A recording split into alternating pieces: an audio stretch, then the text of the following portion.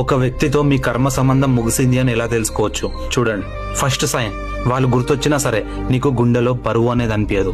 వాళ్ళ కోసం నేను ఇక బాధపడాల్సిన అవసరం లేదు అనే మైండ్ మీకు ఆటోమేటిక్ గా బిల్డ్ అయిపోతుంది. సెకండ్ సైన్, అటాచ్మెంట్ తగ్గిపోతుంది, అంటే లవ్ తగ్గిపోతుంది, కానీ వాళ్ళ మీద ద్వేషం ఉండదు, కోపం ఉండదు, ఏముండదు. ఒకరిని మనం కోపడుతున్నాం అంటే వాళ్ళ మీద మనకు ప్రేమ ఉన్నట్టే. మనం ఎప్పుడైతే వాళ్ళ మీద కోపడడం కానీ ద్వేషించడం కానీ ఆపేస్తామో వాళ్ళకి మనకి ఇక సంబంధం లేదు అని అర్థం.